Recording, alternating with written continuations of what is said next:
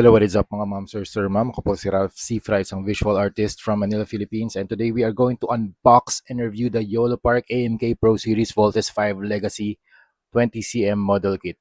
Thank you very much YOLO Park for sending this action figure for unboxing and review. So this is the front of the box, YOLO Park logo, AMK Pro Series, Voltes 5 Legacy logo. We have the seal, shot of the action figure, Camp Big Falcon, Voltes 5 Legacy Voltes 5 Legacy Diecast Voltes 5 Legacy Diecast Mech AMK Pro 20cm model kit. Warning, sa side naman, makikita niyo iba't ibang dynamic poses ni Voltes 5 with electromagnetic top, laser sword, bazooka, and all the accessories here. Sa likod naman, you have the frame, you have the armor, and the final preview. Information about the model kit. Tapos dito naman sa kabilang side, AMK Pro Series, 20cm model kit, Camping Falcon, Voltes 5 Legacy. Tapos pagbukas natin ng box, okay, nandito yung inner box niya. Ito, sleeve lang to eh. Okay, nakalagay. Sobrang ganda ng line art na ginawa nila dito. Very cool. Special ink yung ginamit nila para magkaroon ng hologram effect yung line art ni Voltes 5. Very cool. Shout out again to YOLO Park. Super nice packaging. You have the line art of Voltes 5 here, Voltes 5 Legacy Mech. Tapos andito yung description ng mga accessories niya. You have the laser sword, bazooka, electromagnetic top, chain knuckles. Tapos sa likod naman, makikita nyo doon yung mga diecast parts. So yung mga yellow parts marked as diecast material. So sa chest, sa waist, sa shoulder, usually inner frame eh. Para matibay yung ano niya, yung inner frame niya. And also dito sa legs, sa feet, meron din. Tapos dito naman sa kabilang side, you have the knuckle rocket. Okay, so pag binuksan nyo yung box, meron tatlong trays. So you have A, B, and C. Tapos you have the manual. Ito yung cover. Tapos meron silang part A. Meron din mga color palette na nilagay sila dito sa side. Kung gusto nyo malaman kung ano yung paint na ginamit nila, nandito yung code PMS2145C for blue. Yan, nandito yung part B, part C. And then you have the instructions on how to do the installation of batteries, body assembly, the head, the chest, the arms. Alright, out of the box, ito yung mga parts ni Voltes 5. So you have the chest, the shoulders, ito yung backpack, you have the head, you have the waist. Also, you have both of the legs, back part, both of the arms. Tapos you have the weapons. So weapons, you have the bazooka, chain knuckles, electromagnetic tops. Super cool kasi nabibend nyo yung wires and pwede nyo paikutin yung mismong top. Tapos dito rin sa chain knuckles, umiikot din tong part na to. Okay, as I mentioned before, pre-assembled yung mga parts so hindi nyo na kailangan ng cutters or hindi naggaling yung parts sa mga runners. So napakadaling i-assemble nito. So ito lang yung peg, tapos ito yung hole, pasok nyo lang dito. Yan, mabubuo nyo na yung upper part and then you have the head. Yung head nga pala meron tong may LED to.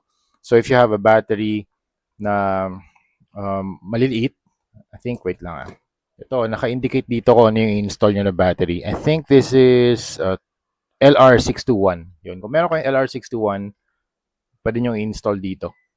Okay, assemble lang natin to. This is the waist armor. Ang bigat ng mga parts niya. So, may mga diecast parts to and very cool kasi yung mga diecast parts, hindi madaling masira to, diba? Sobrang tibay niyan. Again, shout out to YOLO Park. Sobrang ganda. Thank you very much YOLO Park for always sponsoring yung videos natin sa Ralph Cifra na YouTube channel. Thank you very much for sending these toys for unboxing and review. So napakadaling i-assemble. Ito yung arms. Pasok lang natin dito. Itong part na to, diecast din to. Yan. Ang ibig sabihin ng diecast ay metal. Metal yung mga yan.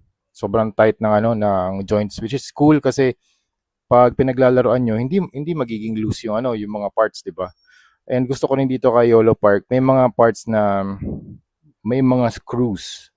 Okay, hanapin lang natin Ayun, katulad dito sa legs, may mga black na screws, 'di ba? So if you're playing with this tapos medyo lumuwag siya, pwede nyo pa ulit siya i-tighten using a smaller screwdriver.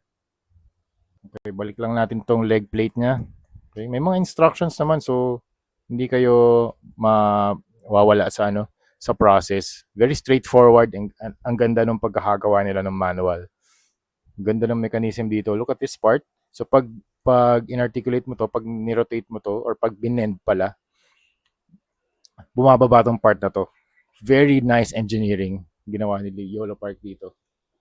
Now, the way they translated yung mech from the TV show into an action figure, grabe, sobrang galing. Shout out again sa our research and development team ng Yolo Park.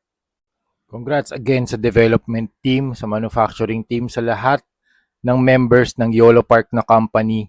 Thank you very much. And also sa mga marketing agents na sumasagot sa mga emails, sales after sales service.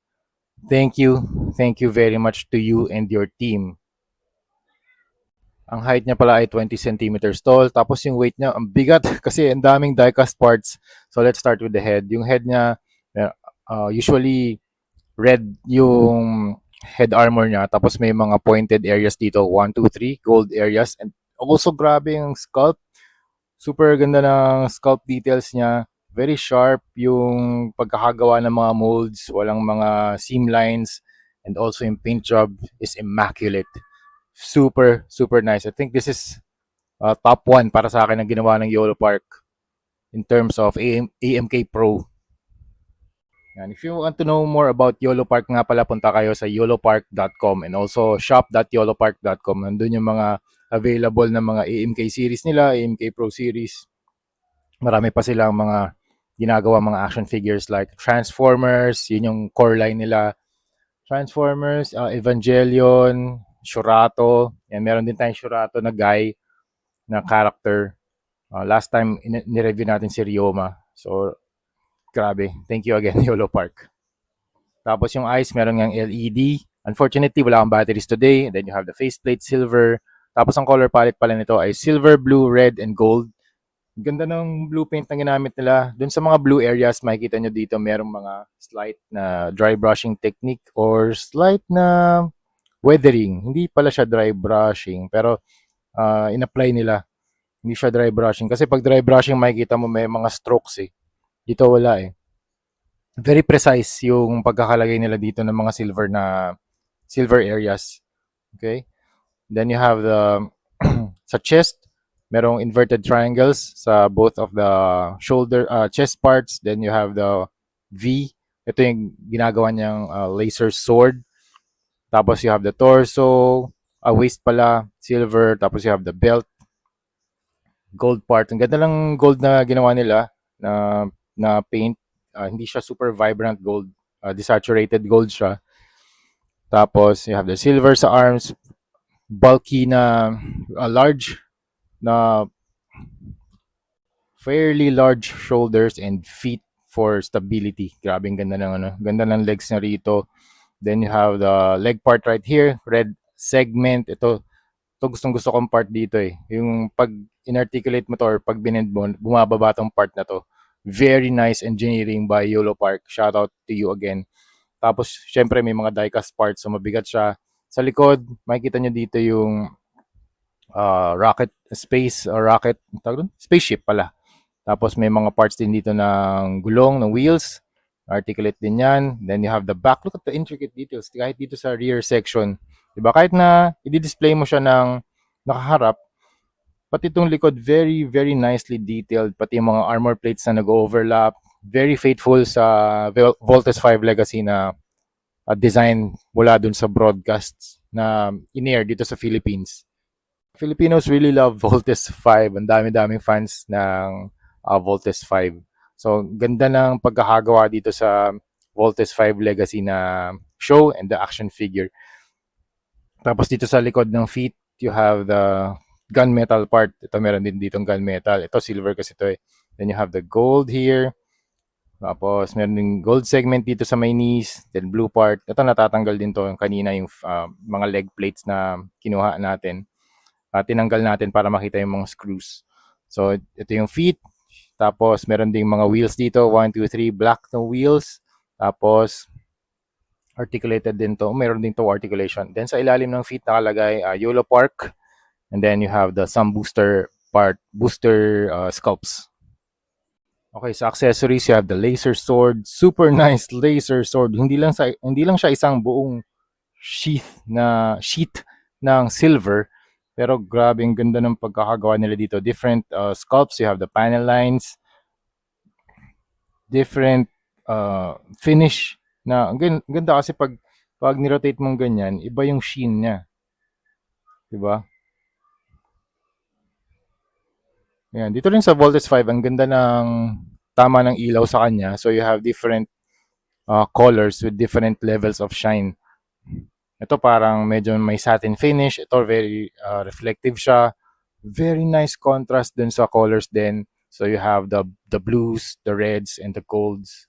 Super cool. And then next accessory, you have the electromagnetic top. This one is gold. Tapos, ang pinaka magandang ginawa nila dito yung ano din eh, yung nabe-bend yung mismong wire. And hindi lang siya flat na segment pero may mga sculpt din. Look at that. Tapos meron ding wash para magkaroon ng depth yung mismong belt. And then sa dulo ng belt, pwede mo ikabit itong electromagnetic top. Ito, super cool. Yan, pwede siyang umikot. Ganda ng pagkakagawa rito talaga. Sobrang ganda. Tsaka smooth yung ano niya, rotation niya. Ganda. Tapos attach na lang dito. And then dito sa, kunwari, ayaw nyo ng ano, meron din siyang isang option na ganito. Okay? Pwede nyo i-attach itong medyo pointed na part. Okay? Very nice. Pero for our display purposes, super cool ng electromagnetic top. I think ito yung favorite weapon ko. Kasi ang ganda ng features niya, umiikot. So, dalawa pang set yung binigay nila, of course. And then you have the chain knuckles. Very, very cool. Ito, nag-i-spin din to. Nagro-rotate din. Ito, i-attach mo dito sa kanyang kamay. Mamaya, i-equip din natin. Tapos, you have the bazooka. It's a black plastic na bazooka. Tapos, nagro-rotate din to. Ito, meron tong magnet sa loob para ma-activate yung LED. Unfortunately, wala nga tayong battery. Para ma-equip natin yung laser sword, meron siyang peg dito, meron siyang slot. You can slot it right here sa kanyang kamay. Meron din nga pala siyang knuckle rockets ba yun? Wait lang.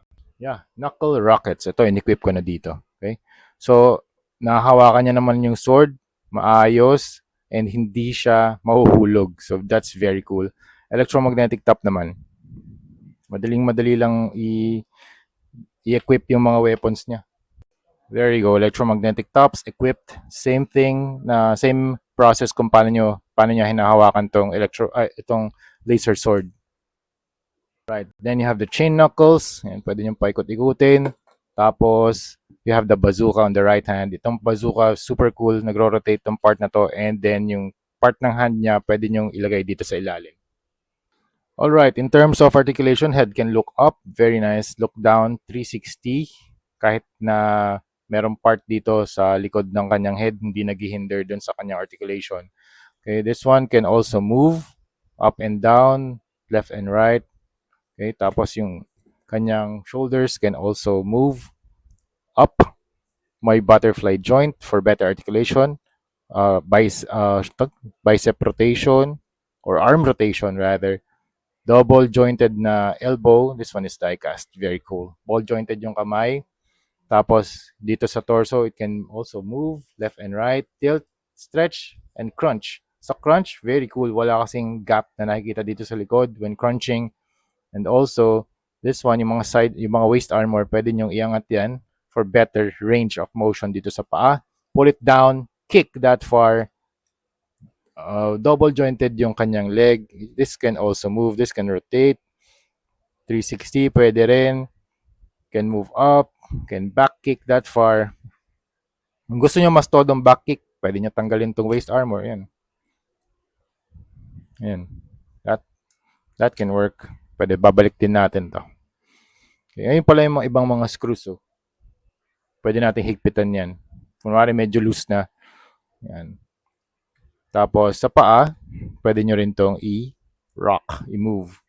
Okay, i-articulate. And then meron din siyang toe articulation. Itong mga wheels, hindi yan umiikot. Okay? Steady yan. Overall, grabe. Sobrang ganda ginawa ni YOLO Park dito. Thank you again, YOLO Park, for sending this Voltes 5 action figure or model kit for unboxing and review. Marami pa tayong gagawin ng mga videos kay YOLO Park. So stay tuned sa ating YouTube channel. Thank you very much for watching and see you sa next video. Bye-bye!